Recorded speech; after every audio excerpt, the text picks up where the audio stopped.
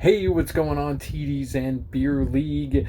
I hope everyone enjoyed our yearly export to the fine folks in London of the Jacksonville Jaguars. They won this year. That's good. I think they won last year. I don't really remember. All I know is that those poor people in London have to watch the Jaguars when they were awful. But I'm sure there's probably some Jacksonville Jaguar fans in London now because we give them to them every year. It's like here's your new team, and I just yeah, you know it's a setup. You know it's a setup to put a team in London, which is just ridiculous. And why they would do that, I don't know. What division are they going to be in? Are they going to set up an international division, and then the players have to? Yeah, that's going to be a nightmare if they do it. But Roger Goodell's he's always got the best ideas, doesn't he? Anyway, and I don't know if anyone caught the Toy Story. They had a simulcast where they actually was showing the action of the game, but all the characters were like little toys, like with the big heads, like little bobbleheads on the field, and Slinky was the first down markers, and they had the claw that came down, and they'd be throwing the flag, and that bunny was always throwing the flags. It was pretty cool. It looked more like a video game, but the kids loved it, so that works for me. Anyway, so in last week's action, I just absolutely kicked BJ's ass. Sorry, buddy. Just I got great performances all around, and I believe I had the biggest beatdown of the week. I'm pretty sure I did. Either way, it was a great game for me. Great game for me. Jeremiah was banged up, boys. Just eked past Stangler Strangler on the night games. Unfortunately for Jamie, Jalen Hurts decided to start throwing the ball to A.J. Brown again, and instead of Smith, which pretty much cost her the game. But that is what helped Roy win his matchup against Ricky. Ricky got 20-20'd. Ricky went to bed winning and woke up with the loss. So, yeah. Big night games for Roy, with the topper with A.J. Brown scoring 15 points to put him ahead for good. Chrissy's Rugrats, same as me, kind of a wire-to-wire victory. She scored the most points this week with 195 after Ryan had a really good showing in week 2 to get a win, but just didn't have it. None of us would have beaten Chrissy, so you just happened to be the lucky victim. The Wasted Namaths, he started Tua. That's all you really need to know about that. Beat the Honky Cracker Boys and Leave It to Cleaver. That guy's name is Devon Achane? Achane? Is it phonetic? Because that's even though I saw how many highlights were on the Dolphins game against the Broncos last week. How many? It was the whole thing.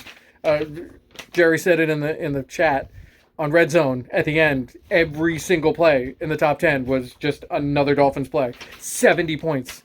And even though God, I hate the Dolphins, man. Oh, I hate the Dolphins. But for them to take a knee instead of taking the field goal to beat the points, I guess that if you want to say that was a classy move, but they also did score 70 points. Although, I can't really say much about that, because if you can score that many points just by running simple plays, how many plays were like 50-yard plays? I think they had like 3 50-yard plays in that game. Just if they're giving it to you, what are you going to do? So Leave It to Cleaver did get another win against the Cunninghams. So in the divisional standings, we've got Jeremiah ahead of the Genesee division by way of his divisional record. Although I have more points. We'll see how that goes. It's Rugrats. Chrissy's undefeated on the year so far with her whopping D+ grade. Was it a D+ grade in the draft? Draft grades. Not really Not really accurate. Leave It Cleaver on the back of her win is leading in the Milwaukee division, and despite the loss, Effett is still in front by way of his divisional record by beating. Oh no, well that doesn't really make any sense. I don't know. I'm not sure why you're in first place right now, Ricky, but you are. Who knows? You have a 2-1 divisional record, and so does Roy. You must have more points. I didn't look. Sorry.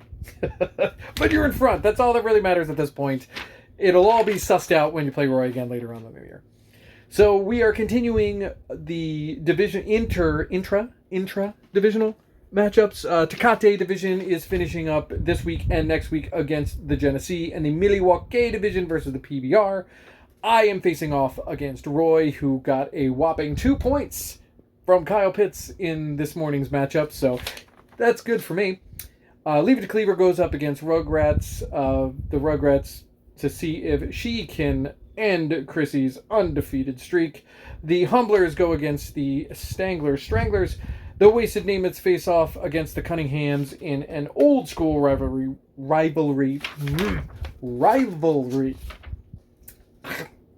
Effett plays the Banged Up Boys, and Golston's Goat faces off against the Honky Cracker Boys. So that's what we've got going on this week, and there's a lot of really great matchups. It should be a really good day of football. And talking about matchups, we've got the afternoon games. I'm going to have to add the Sunday night game again due to the London game. So the Raiders are going to the Los Angeles Chargers for their first of 2 home games against the Chargers. That still to this day kind of baffles me. Them and the Rams. The Chargers and the Rams. They moved to LA. At the very least, the Chargers were in San Diego, so it's at least the same state. But do you really think the San Diego fans are going to be traveling as hardcore as the Raider fans, who already built in had a Los Angeles fan base? I mean, it's probably going to be the same today, but every single year the Chargers are at home, but the whole crowd, it's a sea of black, and every time something good happens to the Raiders, the whole crowd cheers. I don't even know how they run on offense. It's so loud in that building the whole time because someone's cheering. It's insane to me. I still don't get it. Why they would move to Los Angeles where they have to face the Raiders every year. And every year, the Chargers were hard up for fans to begin with. So put them in a city where Raider fans have been there since the dawn of time. And the same thing with the Rams. I mean, there was no Rams fans in Los Angeles unless, what, they were there in the 70s? What, some 60-year-old men showing up? Of course, all the celebrities love the Rams, but still, I mean, every time that they play the Niners, it's a sea of red. It's like, yeah, that's fine. I'm just going to give a division rival an extra home game against us. Good plan, guys. Anyway, so the Raiders are going to Los Angeles Chargers, so, the Chargers are technically the home team. The Patriots are going to the Cowboys. I am repping the Drew Bledsoe today, as he was the Cowboys quarterback at one point. So, maybe put some juju on the Cowboys, maybe put juju on the Patriots. Who knows? I'm just wearing it because it seemed appropriate. The Cardinals hoping to catch lightning in a bottle for the 3rd week in a row because honestly, they should have beaten the Giants. I think young teams, so I think they got ahead and they were like, oh, hey, man, we're winning, kind of like the Falcons won game. One time with the Falcons. And the Chiefs are going to New York City? No, actually, New Jersey. I don't know if Taylor knows that. One. I think Taylor thinks she's going to New York, but Taylor's not going to New York. Taylor's going to New Jersey. I don't know if she knows that. She might.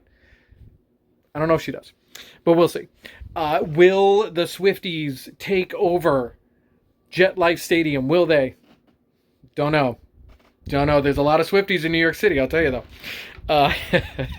So, Taylor Swift and the Chiefs are going to New York, and that could be a difficult game for the Chiefs. I'm not gonna lie. The Jets, they do have a very elite defense. I think it's just, can they shut down? Really, can they shut down Mahomes and Kelsey? Because it's really the only matchup that really matters.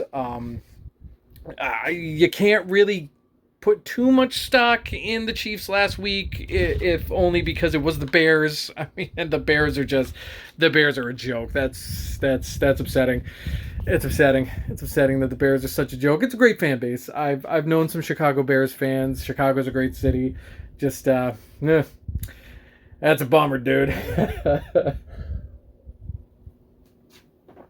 But we'll see. We'll see. I think the Jets stand a chance in that game. The Chiefs defense, I think that it's still pretty suspect. Again, you can't really. They didn't look great in the first week. They didn't look great at times in week 2. So we'll see. We'll see what happens. It could be a good game for the Jets. I don't know. We'll see. That's a trap game. That's not a guaranteed win for the Chiefs, I'll tell you. So, anyway, we've got the Raiders in Los Angeles, the Pats versus the Cowboys, Cardinals versus Niners, Chiefs versus Jets. You know what to do. You know where to put your picks, and you know what happens. You know what happens if you get your picks right. All right, so as always, guys, I hope you guys have a great day. Stay safe, stay happy, stay healthy, and of course, as always, what? You got it. Go Pats.